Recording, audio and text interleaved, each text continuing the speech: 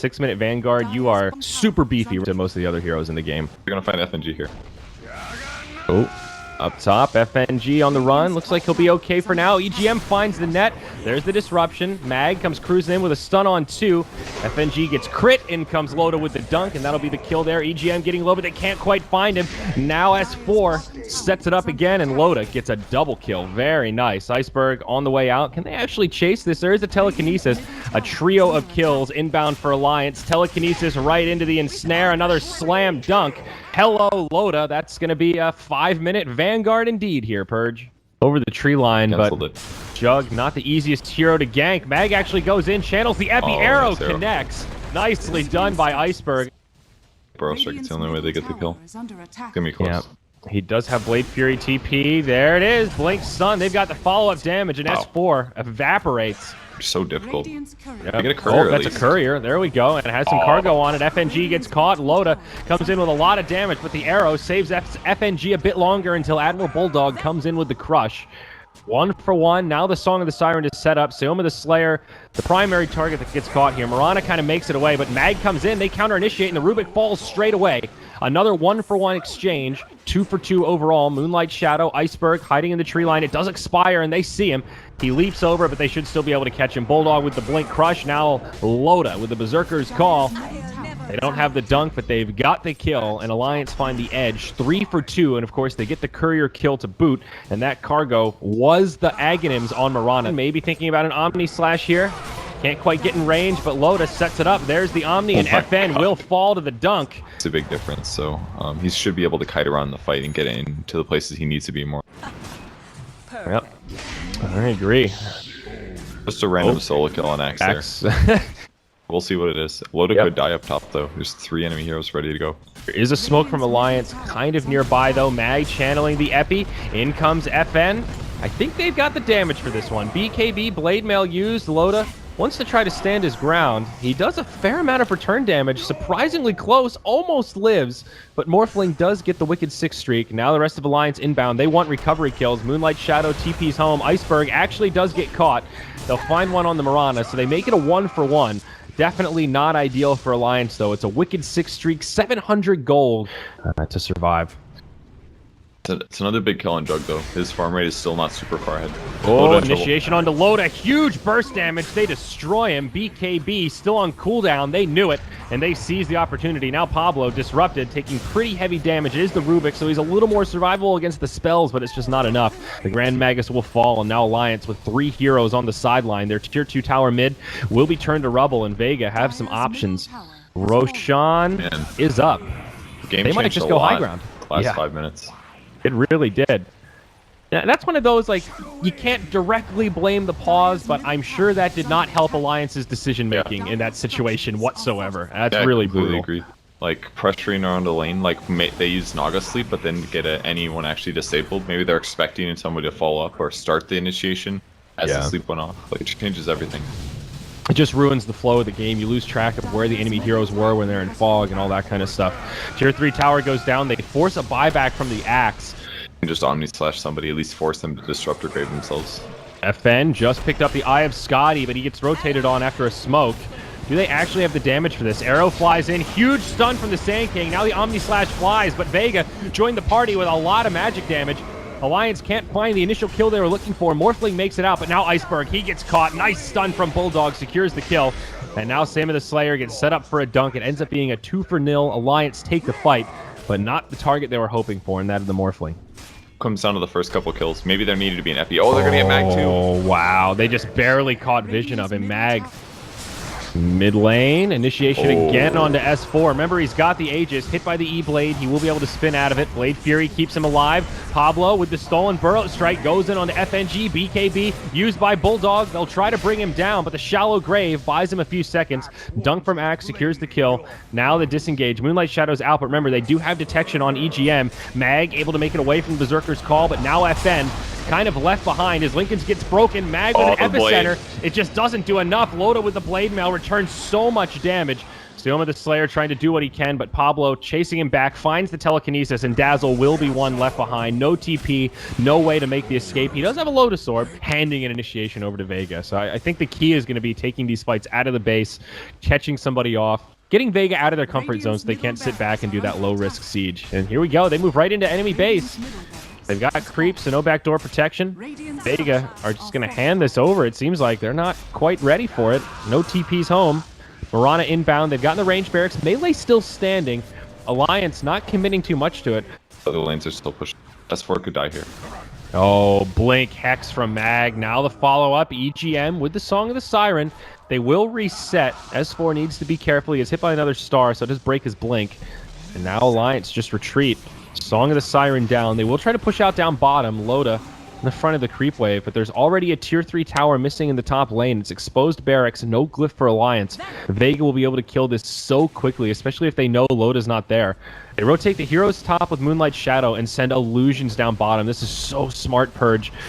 The Morphling Replicant almost kills the tower on his own. As soon as they commit to the fight, the Morphling just goes straight for structures. Iceberg gets initiated on, but I think VEGA would be okay to sacrifice their Mirana just to make space for the Morphling to finish this game.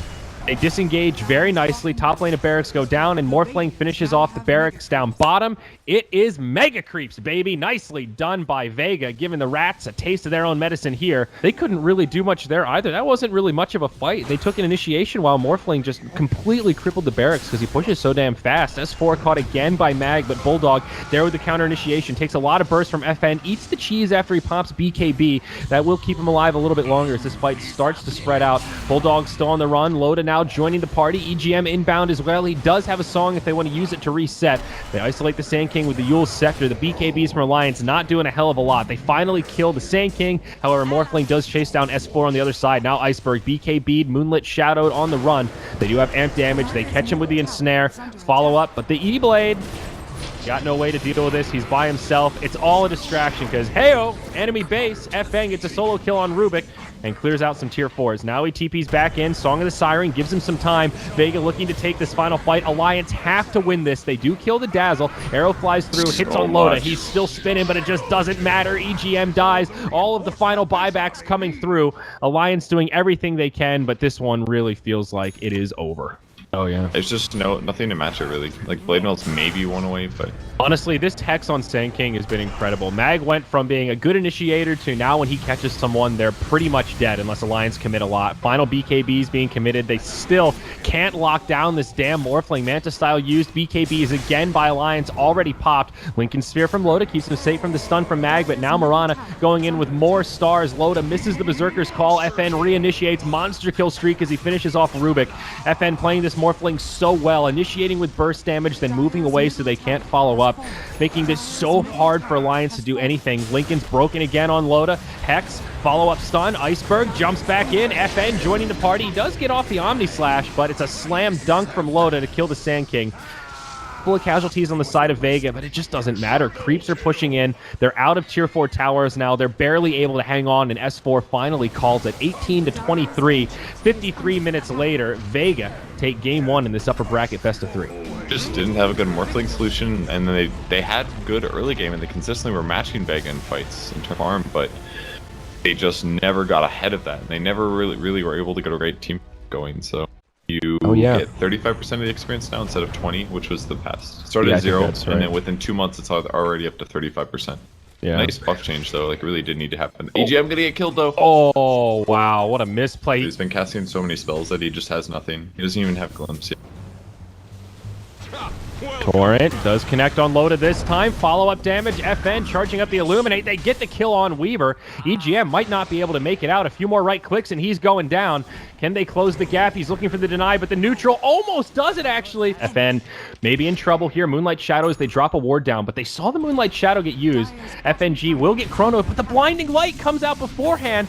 He can't get off the auto attacks. Arrow from downtown will connect, and they ultimately get the kill. But again, we're seeing the power of this VEGA draft in terms of dealing with the Chrono. They get the counter kill straight away. Now Pablo's stunned up. He's on the run, drops the Static Storm, but it makes no difference. Loda does not get shackled, or at least it doesn't latch, but he does get X, and they've got plenty of crowd control. 1 for 3. Kind of like this. It's a little bit stronger for the early game. I thought most... Oh, they're going to Chrono this. On the Iceberg. They'll probably kill the Wind Ranger here. Static Storm Kinetic Field will lock him in place. Limited options. The boat may fly through in time. They actually can't kill Iceberg. He makes it out. They turn it on the Bulldog as well as the Earth Spirit. It's a 2-0 the other way. Iceberg's still alive after Loda tries to commit for it. Now Pablo locked down by the Slardar. Kinetic Field not going to save him, nor will the Moonlight Shadow. It's a 4-0. Marana, the only one that survives. Somehow, some way, Iceberg survived through all that. For an opening to try to bring him down, but remember, he has the Aegis, so this is not the target you want to go for. Great sentry ward from FNG. They know what's going on. EGM goes rolling on in as the fight breaks out. Iceberg, the one that gets caught by the Chrono, he does not have the Admiral's rum. He's taking heavy damage here, and they will actually kill him. They're 1 for 2. They brought down the Coddle also. VEGA might have actually lost this fight. AM now reinitiates. They destroy Loda. EGM with nowhere to go. Can't go blow for blow with FN. But now S4 blinks back into the fray.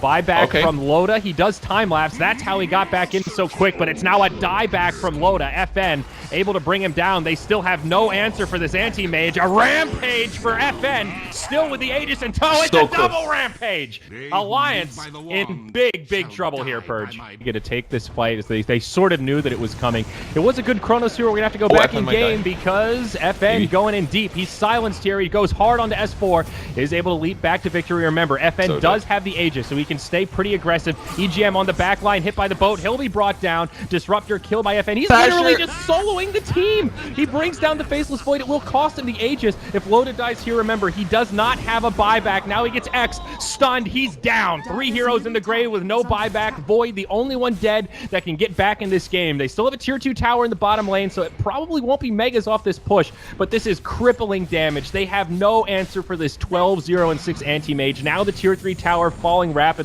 Alliance with no option but to let their tier 3 tower and barracks fall here in the mid lane.